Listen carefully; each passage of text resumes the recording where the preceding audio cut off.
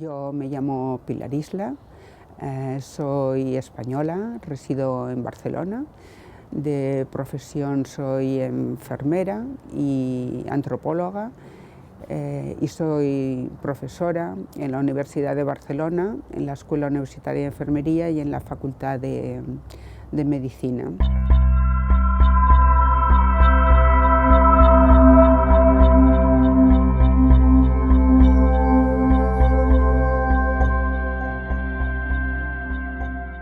Cuando nosotros hablamos de enfermedades crónicas, ¿a qué nos referimos? Bueno, pues nos referimos a aquellas enfermedades que en principio no tienen curación, ¿no? Y que afectan a personas, a muchas personas, ¿no? Porque ahora el principal problema de salud en todos los países son las enfermedades crónicas y que tienen unas características diferenciadas de la enfermedad aguda, ¿no? Es decir, que pueden aparecer a cualquier edad, aunque aumentan con la edad, también hay muchos niños que tienen enfermedades crónicas y que suponen un problema importante, porque no solo saben que no se van a curar, sino que al tratamiento farmacológico le tienen que sumar la exigencia de muchos cambios en el estilo de vida, lo cual supone pues, un esfuerzo importante no solo en el paciente, sino en el entorno familiar y en el entorno pues, social de las personas afectadas. Y yéndonos un poco más hacia atrás, ¿hay algún denominador común en las enfermedades crónicas a la hora de hablar de su origen? No, hay muchísimos factores de riesgo, muchos de ellos que se desconocen. Lo que pasa es que sí hay unos factores importantes que afectan a la mayoría de enfermedades crónicas, como son la alimentación, el tabaco, el alcohol, el sedentarismo, que son factores de riesgo muy generales, pero hay muchos factores medioambientales que realmente no se desconocen en la actualidad, pero que seguro que actúan, aparte de la herencia, que también tiene un factor importante.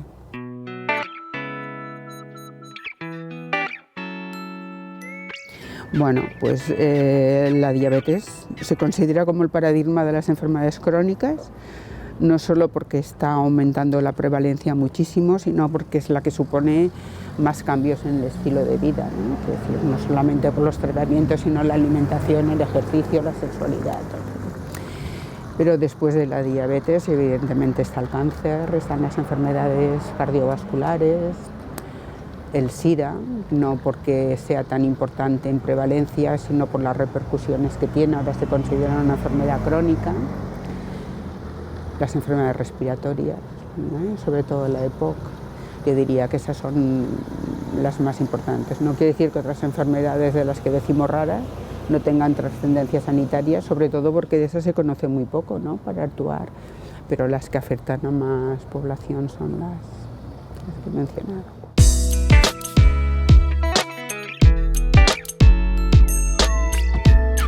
La OMS, por ejemplo, se preocupa más de las enfermedades crónicas que de las infecciosas de hace unos años, ¿no? De hecho, en España, por ejemplo, que conozco más los datos concretos, suponen el 70% del gasto sanitario va dirigido a las enfermedades crónicas, ¿no? Y se presupone pues, que en 10 años pues, más del 60 o el 70% de la población tendrá al menos una enfermedad crónica. Esto está ligado por una parte al envejecimiento de la población, claro, cuanto más años vives, más riesgo de enfermedades crónicas y degenerativas, pero también a los factores del estilo de vida y medioambientales.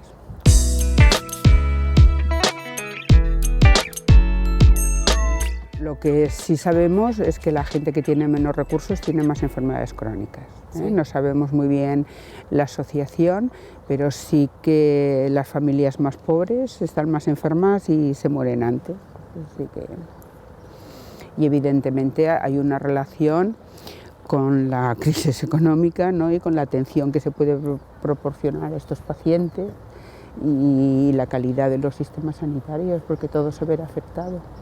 ¿Y con el sistema económico neoliberal, podríamos decir, tiene alguna relación? ¿El tema del consumismo, por ejemplo? Hombre, evidentemente no. El consumismo concretamente pues hace que, bueno, que las costumbres culturales que a lo mejor eran más tradicionales, ¿no?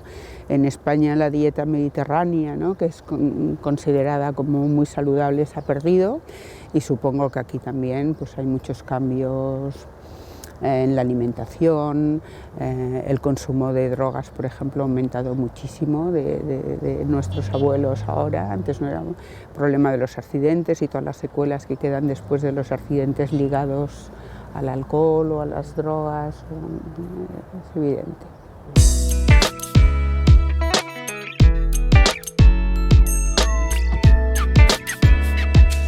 Hombre, yo creo que en el área de la salud se investiga mucho, lo que pasa es que normalmente ha predominado la investigación más biológica, más cuantitativa, ¿no? Que es la hegemónica y la tradicional, y ahora está aumentando la investigación cualitativa. Yo siempre pienso que son complementarias, o sea que una no es ni mejor ni peor que la otra, sino que la investigación cuantitativa te da datos, te dan números, pero no te explican por qué son esos números. Es decir, te pueden decir que hay unas poblaciones que se mueren antes que las otras, pero no te dicen por qué se mueren antes, ¿no? Y la investigación cualitativa pues te permite explorar un poco pues las percepciones de aquellas personas, las formas de vida, las vivencias, los factores de riesgo, y esto facilita el que puedas intervenir más directamente, ¿no?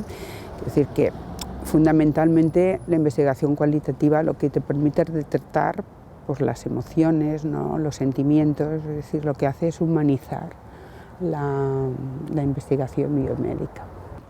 Creo que las personas lo que te dicen pueden ser interpretaciones, que a lo mejor no son exactamente la verdad, sino como ellas interpretan esa verdad. Pero eso no le quita valor, porque es la forma en cómo ellos lo viven, o cómo ellos lo interpretan, o cómo ellos lo sienten. Y ese es el problema. A mí me interesa más saber cómo lo sienten, que no que me digan una verdad objetiva que a lo mejor no es su verdad.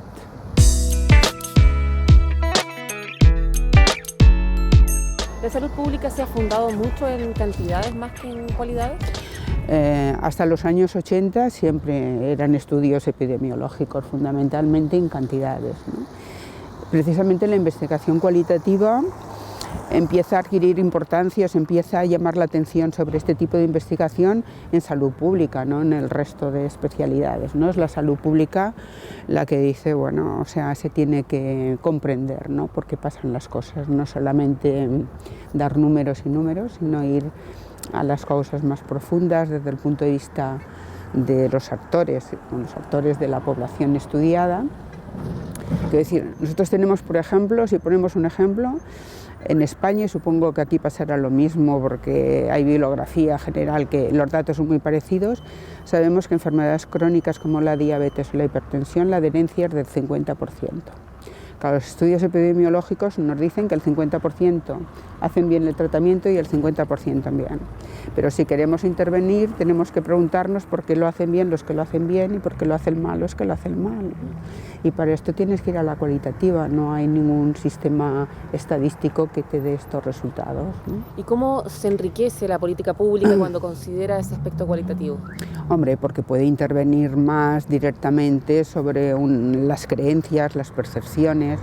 Hombre, te da una información que no te da la cualitativa, y sobre todo desde el punto de vista de educación, cuando haces educación para la salud, pues conocer las creencias, las percepciones, los sentimientos, las emociones, te permite llegar muchísimo mejor que si vas con un mensaje pensando que la persona tiene una cabeza vacía que tú tienes que llenar, ¿no? Cuando realmente la tiene llena de emociones y de sentimientos que tienes que extraer para reconstruir, o para dar una información que a veces no se asume.